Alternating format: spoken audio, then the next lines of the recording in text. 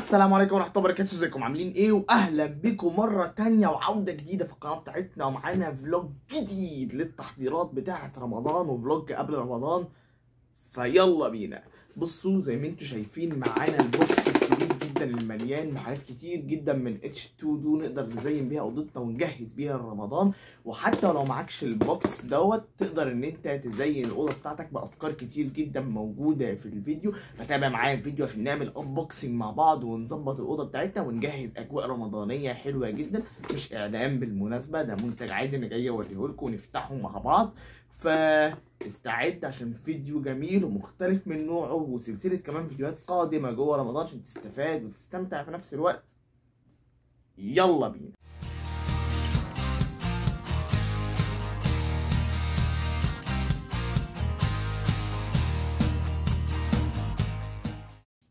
تعالوا نعمل انبوكسنج للبوكس بتاعنا. مكتوب عليه من بره فليتنافس المتنافسون عشان رمضان، واول ما تفتح هتلاقي كلمه قد التحدي، والبوكس مليان بالحاجات الكتير جدا والمتنوعه والملونه والجميله. تعالوا نشوف اول حاجه معانا. اول حاجه معانا بتاع كده بتعلقها على الحيط عشان تتصدق فيها. ممكن انت تشيل البتاعه دي وتلزقها على الحيط، او ممكن انت تعلقها على حاجه بتتعلق من هنا فتتصدق فيها، وفي الاخر مثلا توزع الصدقة او الفكات اللي انت حطيتها هنا. بعد كده معانا 2 بوك مارك، شكلهم على شكل بتاعة المسجد من فوق، وليها جو رمضاني حلو جدا، خصوصا ان انت لو قريت في رمضان. واهم حاجة معانا في البوكس زي ما انتوا شايفين، واكبر حاجة هي الزينة بتاعة رمضان. كبيرة جدا وبتكفي مساحة كبيرة. هي بتحتاج ان انت تعملها مانيوال، يعني انت تقعد انت تدخل الحبل جوه كل واحدة منهم. فانا عملتها علشان خاطر ما نطولش عليكم في الفيديو. ولكن بصوا فيها اشكال كتير، في شكل المسجد دوت، وفي شكل اللي هو الهلال، والشكل التاني، فاشكال حلوة جدا. بعد كده معانا هنا 4 كوسترز. خامة الكوستر تعبانة شوية، ومش هينفع ان انا احط عليها اي حاجة سخنة لحسن تبوظ او هكذا، لان هي ورق مش متغلف او حاجة زي كده. فممكن انت تجلدهم، او احنا ممكن هنحطهم في حتة تانية مش هنستخدمهم ككوسترز. ومعانا هنا اتجاهين للقبلة، ممكن تعلقهم على حاجة او تحطهم على الارض، هيبقى شكلهم حلو وليهم اجواء رمضانية حلوة. واخر حاجة معانا جوه الصندوق بتاعنا هو كارت تهدي بيه اي حد بتحبه، مكتوب فيها ان انت تشجعوا بعض، وان انتوا تفضلوا مع بعض طول فترة رمضان وتتحدوا بعض، على زي فكرة اصلا لان الثيم بتاع البوكس فليتنافس المتنافسون. بعد كده معانا من الحاجات الرمضانية اللي هنستخدمها هي مصليتين، واحدة تخليها معاك في بيتك، وواحدة مثلا ممكن تحطها في شنطتك او كده.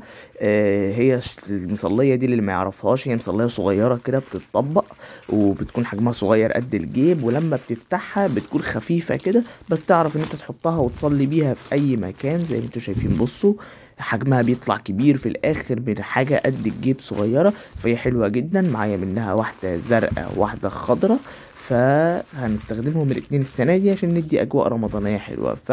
اللي هم دول المصليتين بتوعنا. وبعد كده معانا حاجة انا بدأت استخدمها السنة اللي فاتت بس، وهي مفكرة رمضان. حاجة كده بتساعدك ان انت تتتبع العادات بتاعتك، وان انت تشوف انت عملت ايه وهكذا. فبصوا اول واحدة معانا فيها الاذكار وهكذا وكل حاجة. استنى اوريكم. بصوا فيها ايه الاذكار واذكار المساء واي حاجة، وتكتب فيها درس انت استفدته وواجب انت عملته، وتكتب كمان انت مثلا حابب تاكل ايه في السحور والفطار لو انت محضر حاجة، او ممكن تكتب فيها انت اكلت ايه في حالة ان انت لو ما بتحضرش حاجة مثلا او كده. ومكتوب فيها بقى السنن اليومية، العبادات، واليوم نفسه وهكذا. اما بالنسبة للمفكرة التانية واللي هي حجمها اكبر، مكتوب فيها بقى كلام يساعدك في الاول من اذكار وهكذا. مكتوب فيها بقى فائدة مثلا لليوم، ومكتوب فيها تعلمت ايه في اليوم، مكتوب فيها تحدي يومي، وورد القرآن انت واقف في صفحة كام، ورد عدد صفحات كام، الصلوات الخمس كلها، السنن والنوافل وهكذا. فمفكرات رمضان دي فكرة حلوة قوي، وتقدر انت تعمل واحدة لنفسك او تشتري واحدة. بعد كده معانا طبعا السبحة بتاعتنا. كانت جربت اجيب سبحة كبيرة بدل ما اجيب السبحة الصغيرة، ودي بكلمة كده رمضان كريم ممكن نحطها مثلا في الاستوديو بتاعنا. وبعد كده معانا مصحفين، واحد باللون الأحمر والتاني بالأزرق. والهدف من المصحفين هو إن واحد تقرأ فيه الورد اليومي، والتاني تحفظ فيه. ويلا بينا نعلق الحاجة بتاعتنا في الأوضة. زي ما انتوا شايفين ده الاستوديو بتاعنا، وفوق عندي بتاعة كده بعلق عليها حاجات، فجبت الزينة بتاعت رمضان اولها وابتديت ان انا اعلق عليها كده من فوق، ابتديت ان انا اربطها والفها، وزي ما انتوا شايفين كده اتعلق اول جزء من الزينة عندنا في الاستوديو، والباقي واقع لسه هنبتدي ان احنا نعلقه. فاخدتهم ورحت علقتهم الناحية التانية ناحية المكتب، وبكده نبقى علقنا الزينة كلها. بصوا عديتها من فوق كده وحطيتها فوق عندي فوق المكتب، وبكده نبقى علقنا الزينة. تاني بحاجة بقى كانت عندنا جوه البوكس هي القبلة، فهشوف هحطهم فين، لسه ما عنديش ليهم فكرة.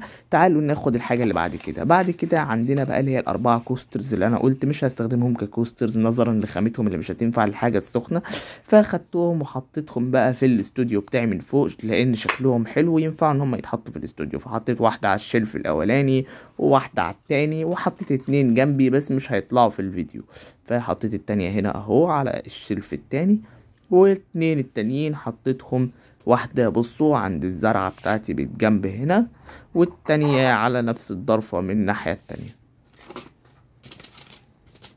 واخدت الاخيرة وحطيتها عند الزرعة التانية هنا من قدام، وبكده نبقى خلصنا حط الكوسترز بتاعتنا وشكلهم طلع حلو جدا ولايقين على الاستوديو. بعد كده خدت البوك ماركس بتاعتي ورحت جبت الكتاب اللي انا ناوي اخلصه في رمضان دوت، وهو قرارات بعيدة النظر لكيفية اتخاذ قرارات ذات اهمية لستيفن جونسون.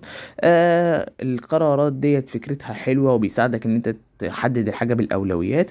هو كتاب لفت انتباهي، ما كنتش عامل حسابي ان انا اشتريه، ولكن قررت ان انا اجيبه واقراه في رمضان، نظرا ان انا حابب اطور نفسي في رمضان وهستخدم البوك ماركس الجميلة ديت مع الكتاب في رمضان. بعد كده كان معانا اللي هي بتاعة التصدق، فشلتها الحاجات اللي بتلزق وحطيتها هنا فوق المكتب عندي على الحيطة، علشان خاطر افتكر طول ما انا قاعد على المكتب ان انا اشوفها لو معايا اي فكة ممكن الواحد يبقى يحطها فيها، عشان برضو كمان اي حد غيري لو شافها في البيت يبقى مكان جميل. بعد كده عندنا اخر حاجة الكارت اللي هو كنت تكتب فيه حاجة لحد، فهناخده ونكتب بيه اي حاجة. وبكده هنبقى خلصنا الاستوديو بتاعنا. شايفين الزينة من فوق جميلة جدا، انا الصراحة عجبني المنظر، وفي نفس الوقت كمان زي ما انتوا شفتوا الأوضة بتاعتنا كلها قدرنا ان احنا نحط فيها اماكن كتير، وفي نفس الوقت ما يبقاش مثلا مقتصر كل حتة مثلا او الزينة كلها في مكان واحد. ظبطنا ووزعنا الحاجة على الأوضة، وابتدينا ان احنا نتجهز لرمضان ونظبط الاجواء. اصلا بيقول لك حاجة من مفتاح النجاح او ان انت تهيئ البيئة المحفزة للنجاح، بيئة محفزة للنجاح. فأنصحك إن أنت تعمل حاجة زي كده. ممكن أنت تقصقص مثلا ورق وتعمل زينة زي مثلا الفيديوهات المستقبلية اللي هنعرفك إزاي تعمل أجواء رمضانية عندك في البيت بأقل تكاليف.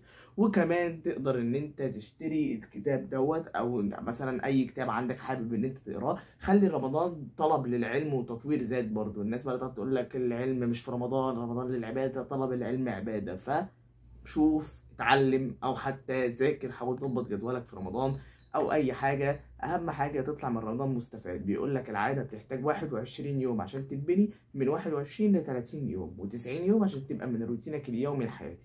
فلو عايز تبني عاده خلي رمضان ال 30 يوم عشان تعرف تبنيها، وحتى لو عايز تشيل واحده معاك رمضان برضو. فانا هحاول ابني شويه عادات في رمضان، ويا رب نعرف ان احنا نستفاد منها ونبنيها. ومش شرط عادات، ممكن شوية سلوكيات بسيطة صغيرة تنفعك. وطبعا هي الحاجة يعني طول ما هي اصغر طول ما هي اسهل، وفي نفس الوقت تلاقيك بقيت بتعملها غير ما تبقى حاسس. هستناكم في فيديو جديد وفيديوهات جديدة. شكرا وسلام.